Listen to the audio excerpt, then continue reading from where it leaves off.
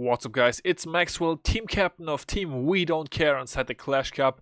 We just finished match 3, and this time we were once again able to come away with the victory, as you guys can see. 25-24 against Frog Hitters.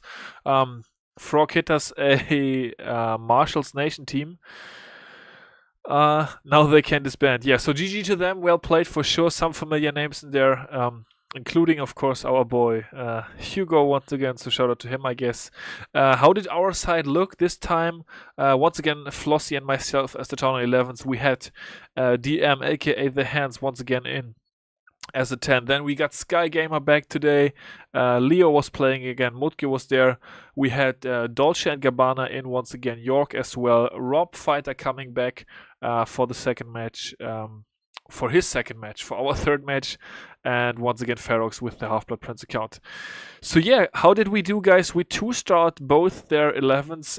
Both times I actually got the higher percent, but Flossie, of course, once again with some very good tries as well, but not able to pull off the triple.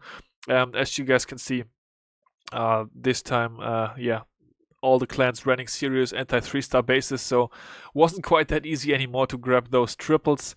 On the other side, we defended well with lower percentages, so Hell Angel both times grabbing the highest percent here, but we just had the percentage advantage. We also had percent on the 10s, and we tripled 110, so let's jump right into that hit by DM, aka The Hands, coming in right here with the very nice dragon attack. And just to clear up any confusions with this hit, guys, in case you were watching Adam's stream, there was actually a misquote because everything inside this attack did go exactly to plan pretty much. So yeah, as you guys can see, he's got a clone spell, so you're probably wondering, is he gonna clone the dragons? No, he's not. He's actually planning on cloning balloons later in the raid, so you guys will see how he's gonna do that. First up though, the queen is going to take out that one air defense over there at the 12 o'clock corner.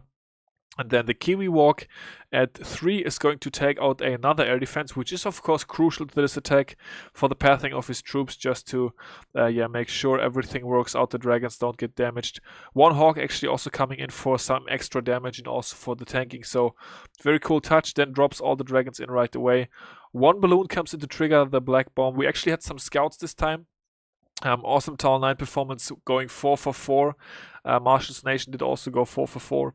But yeah, awesome stuff by our 9s. Definitely made it a bit easier for the 10s this time around. They also cleared the 9s very early. So yeah, goal with the dragons right here is pretty much to clear out the entire core.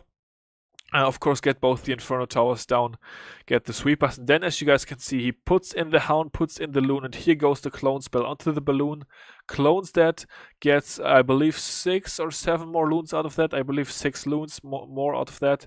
They take out this section of the base, then he's got some more loons, targeting them onto the Tesla's Hess. The last haste spell left, there we go, right on top of the Wizard Towers. One loon coming in back end, and that is going to wrap it up for this base. Air defense is going to go down to these cloned loons over here. The dragon is still doing work as well. And yeah, a very sexy hit, guys. This is sort of the quote-unquote new meta against these bases with the air defenses in each corner. It's becoming more and more popular. They actually tried it on us as well, but didn't quite work out for them. So yeah, very nice hit to a DM right here. Taking out base number 5, and yeah, just very good, and of course set us up for the W 1-0 10v10s. And yeah, for a change, we are gonna have some more text to watch today because, as I said, all the town lines tripled fresh, so we are gonna watch them all as well. First up, we've got Dolce coming in right here with the Stoned Hobo. Yes, very wide funnel being set, bunch of wizards, and then actually no other troops there other than wizards, hawks, and the golems, of course. The funnel is actually pretty easy for this base because it has no Teslas that could mess with the troops like going towards the outsides. The Teslas are smack bang in the middle where you want them.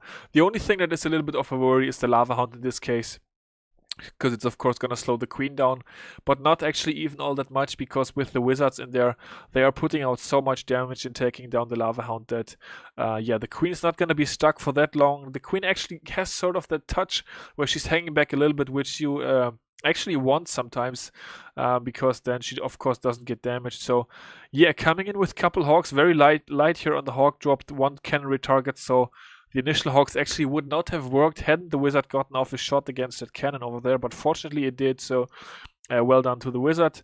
MVPing for sure. The bowler's also getting some fortunate targeting there, taking out that cannon. And yeah, at this point he's got 7 hogs in the back, which he's probably not going to need. So very nice hit to Dolce and Gabbana from War Whales coming in with the Ray account here and pulling off the very nice 3-star on base 7. Let's jump right onto base 8 where we once again have Dolce with the 6-pack, fresh at 6-pack, very well done to him. This was actually his first attack. He claimed it right away whenever war started, like within seconds. He had claimed base 8, so he clearly had a very good plan for it. And looks like it worked out nicely for him. So let's see. Funneling with a baby dragon and wizard over here. Queen catches a black bomb right away. Sort of a trolley black bomb. The defender maybe trying to gear against the queen walk on this side of the base. But of course it didn't really work out. But still, of course, yeah, unfortunate to lose one healer. Walking into 2 expos. So yeah, we're going to have to see how we can make this work. Kiwi Walk is going to help do some tanking, also take out a Wizard Tower over there. Triggers a Ground Skeleton Trap as well, actually. So let's see what work the King can do. There goes a Rage Spell for the Queen, and also for the Warbreakers, of course, just to be able to get those into the base a bit easier. Queen is doing some crazy stuff here, walking towards the outside and not charging into the base at all. So enemy Queen is actually going to be left standing, but of course, you guys know this is the TDH. The tag which TDH himself, of course, invented and perfected, and with that he is 48 out of 48 3-stars right now, I believe. Correct me if I'm wrong in the comments, TDH, but yeah, I believe he's 48 out of 48 right now. So he said, yeah, twice 100% hit rate on war match. He's closing in on 300% tunnel 9 hit rate pretty much, or 3 times 100% in a row on war match. Although whales are of course not using war match, but yeah, so the TDH, the quote-unquote unfailable attack, at least for TDH himself. So yeah, even if the queen goes the wrong way, you can sometimes still adjust in 3-star, or actually quite sometimes if you're talking about TDH himself. So let's see. He's just going to start on the queen right here, puts down a lot of minions. As you guys know, the TDH has, I believe, like 21 minions usually.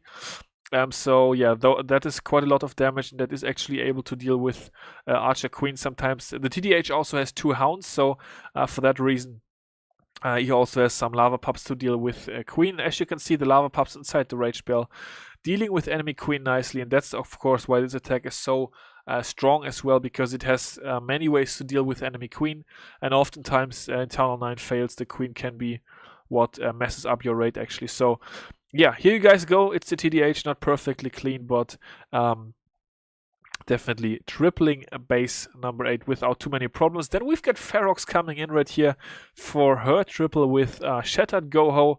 And shame on me, guys. She was actually asking me if she put that golem between the town hall and the gold storage, would it go towards the mortar? And I said no, and it did. So that golem walking the wrong way, that is definitely my fault. Sorry for that.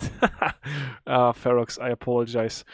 But luckily she was still able to adjust and work with this attack and make it a 3-star. So that golem jumping back inside the base is going to tank the baby dragon, the Valkyries, for that poison spell. So all those troops are going to be severely damaged already before his heroes, or her heroes I should say, even jump into the base here. So yeah, as you guys can see, the Valkyries have already petered out, the wizard is about to die, the baby dragon goes down with a few queen and wizard shots.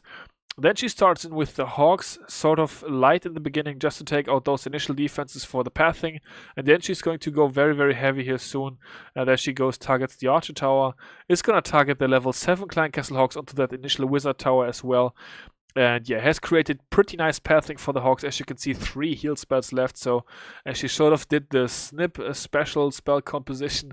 Snip also always likes to run 1 jump spell and 3 heal spells for Goho attacks, and yeah, that's what she did, and it actually ended up being an absolute overkill on this base. She ended up swagging her last heal spell, so me as the captain, I was not too happy about that. I was sort of worried that she could run out of time, but turned out that didn't happen actually. So all good, very nice hit to Ferox here, taking out base number 9, contributing to the team as well. And yeah, very nicely done. And then we've got one more attack left to watch, where it is, of course, Rob Fighter coming in and breaking the neck of base number 10. Lucien right here getting taken out by Rob with the Suicide Lalo, so let's see how he's going to be doing this. Yeah, Rob, of course, very versatile at town line, can pretty much do any attack strategy that is needed on a base, so he's always very much able to adjust, and that of course really helps out. Starts in with both heroes. This was a fresh hit as well, guys, so he did not know the clan castle, so I guess you could say maybe sort of a tough call to only bring one poison spell. It could be a baby dragon, but as you can see, it turns out it is a hound, so that's actually good for him. Pops the queen ability very early. Queen is going to take out the air defense. Luckily, while the queen was phased in her ability, the hound was pulled towards the bottom, towards the king, so that was very nice. Very strange that there are no Teslas in front of these wizard and archer towers here. That makes the loon targeting so easy, so I'm sure he was surprised about that. But anyways, we've got more hounds coming in, we've got more loons coming in, of course. There goes the haste spell. At this point, I was sort of worried about the queen kill, although he placed his poison and skeleton spell very nicely right on top of the queen. But this bomb tower doing work, luckily getting taken out. And then also we've got BK tanking in there and the Lava Hound chasing the skeletons around, but those 3 lava pups from the first Lava Hound that popped actually proved MVP in taking out the enemy queen, and they also took out the enemy king, which is of course always helpful as well. And Rob Fighter also swagging a rage spell on this base, so yeah, great hit to him. Very dominant attack here on base 10. That's what we like to see, so big shout out to our town lines going 4 out of 4. That's what the captain likes to see, and yeah, definitely well played. There goes the swag. Nice job to Rob.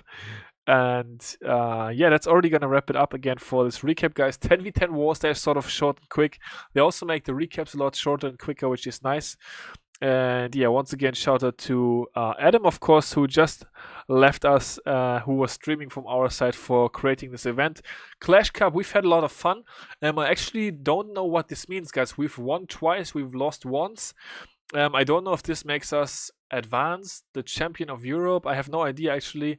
I'm gonna have to be filled in on that, but if we indeed advance and there is gonna be another match for us, I'm of course once again going to recap that. So keep following the channel, subscribe if you have not already, I guess is the classical YouTuber phrase. But no, if you wanna stay tuned to the Clash Cup and how we do inside Team We Don't Care, definitely feel free to do so. And yeah, other than that, we're gonna wrap it up for today's recap. We Don't Care coming away with W, with the awesome guys and girls over here. Really a lot of fun. Enjoyed the Clash Cup so far, and yeah, until next time, I will see you all later. Peace out.